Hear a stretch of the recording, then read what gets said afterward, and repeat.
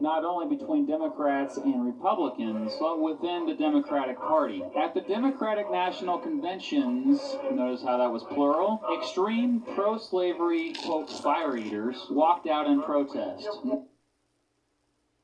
Mr. Beat presents Presidential Elections in American History.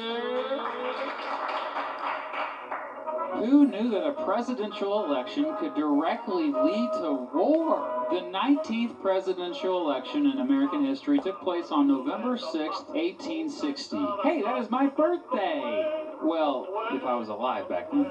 Anyway, yeah, this presidential election was it was a big freaking deal. As I said before, the United States had been growing more divided throughout the 1850s over the issue of the expansion of slavery out west and the rights of slave owners. In 1860, tensions were obviously high, not only between Democrats and Republicans, but within the Democratic Party. At the Democratic National Conventions, notice how that was plural, extreme pro-slavery, quote, fire eaters walked out in protest. No, they weren't dragons. They were nicknamed fire eaters because they refused to compromise on slavery to a point where they wanted to secede and start their own country. They ended up being known as the Southern Democratic Party, as most of them were Southerners, and nominated their own candidates. Those Democrats who remained nominated Stephen Douglas, who by this time was very well known across the country as a moderate on the slavery issue, who favored a thing called popular sovereignty.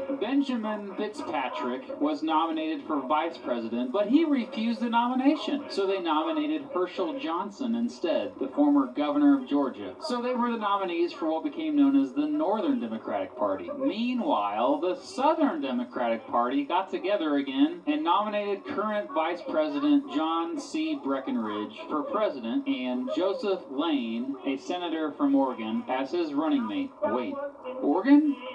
Oregon's a state now? Heck yeah! Both Oregon and Minnesota were now states and got to participate in this election for the first time. Oh yeah, James Buchanan, the current president, remember he was a Democrat, wasn't even brought up as a nominee for re-election. That shows you just how unpopular he was. The Republican Party, now strong